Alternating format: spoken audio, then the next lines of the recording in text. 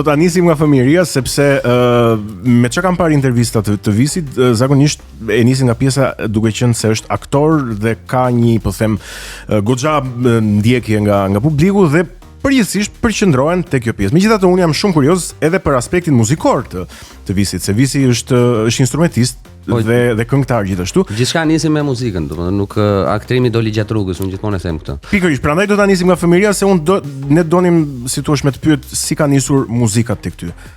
Muzika, në fillim e keni parasysh ato eventet atëherë unë jam 96 edhe 2000-shin, domethënë kur isha 4-5 vjeç, 2000-2001, dilim para televizorit e thoshim nga një vjersh. Kur vinte fisi në Lindje, po patjetër. Aty te televizori. Na ka lënë me trauma prindrit. Po, domethënë isha unë mbrapa centroja edhe poezitë ndryshme. Po, domethënë në familjen time unë kam pasur shumë qejf pianon. Pianon e kam pasur shumë qejf edhe domethënë boll shikoja një tastier, ja siç pash tastierën tuaj këtu dhe direkt po dalin yje nga syt, po pash piano. Edhe ka nisur me piano kjo. Kam nisur 9 vjeç, e kam nisur pianon edhe pastaj kaloj me kanton. Sa veglave muzikore u bie ti? Unë luaj piano kitar, tani që i luaj që i luaj shoqëroj veten, kurse pastaj instrumentat tjerë ma lej 2 orë edhe e kuptoj. Ti s'ke qenë në lice në një shkollë muzike, po them. Jo, kam bërë kurse private në Berat. Ke bërë kurse private. Ka qenë dëshirë. Po. Tashi, ta ka nxjerr jetën Bahu se mua personalisht më ka dalë në ëndër Bahu. Bahu nuk e kam njohur faktikisht se nuk i kam arritur ato pjesë ti bëj, domethënë më tepër kem punuar me Mozart edhe Beethoven. E kuptoj. Bahu nuk e, po kam dëgjuar, kam plot shok muzikant, zoti i madh. Madje ka qenë një histori shumë e bukur. Jepi, na e trego. Nuk unë e kam të dëgjuar, nuk e di sa e vërtet është, por në Universitetin e Arteve ka qenë një profesor muzike që nuk i jepte provimin një vajze, edhe kjo të shi shumë e mërzitur duke diskutuar me të dashurin e vet që nuk më jep provimin ky pedagogu etj, po do të i shkoj unë kap. Ajo nuk është se tha kaq thjesht ky pedagog. Po, mirë, dakor. Kemi respekt për pedagogët. Edhe shkon ky djali edhe e kap atë pedagogun e thotë, "Si më nuk e jep ti provimin?" Dashur time thotë. "Shikoj unë ja jap tot ai po se e jep Bahu." Bra. Po për çfarë thotë? Po, tha. Kush është këta kapën? Po, shkon aty ke vajza. Po ti pse më thot ka prop kote? Ty sta jep ka Bahu thos. Kapim Bahu, kush është? Kapim Bahu, kush Bahu? Tani, cila ishte pika e kthesës për ty? Pra, nga muzika drejt aktrimit. Shiko, u pas, domethënë që ta vazhdoj pjesën e mënyrës se si nisi. Domethënë nisa me piano dhe në klasën e 4, isha diku 10 vjeç, bëj një konkurs në mes shkollave fillore.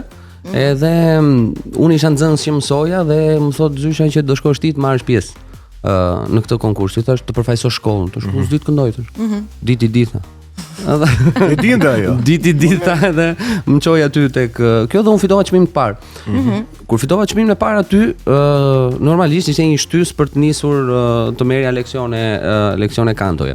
Ndërkohë, domethënë 2 vite më vonë, kam përshtypja 1 vit më vonë, nuk e di, bëj një konkurs për interpretimin e poezive. Dhe aty fitoj prapë çmimin e parë. Dhe në momentin që fitoj çmimin e parë, mban mend poezinë? Jo. Oh, sa keq. Ka kaluar shumë kohë. Jo, shumë kohë. Mos e dha aq të vjetër nuk jemi tash. Kan kaluar ca kohë. Okej, mirë. Por që fitova çmimin e parë dhe domethënë ky çmimi ishte prap një lloj stimuli, një lloj shtyse që unë të vazhdoja të merrja leksione edhe për aktrimin. Pastaj u futa në estradën e fëmijëve, le të themi, të Beratit, edhe bënim këto koncertet, këto gjërat në Pallatin e Kulturës. Se kurioze jam. Si është jeta kulturore në Berat? Se jam kurioz edhe unë tash. Tani që mendoj. Jam kurioz për Beratin. Jo, atje bëhen shumë aktivitete. Domethënë Berat me që kemi parë gjithë, domethënë bëhen shumë aktivitete, kanë ardhur plot artistë, edhe unë kam qenë pjesë e tyre.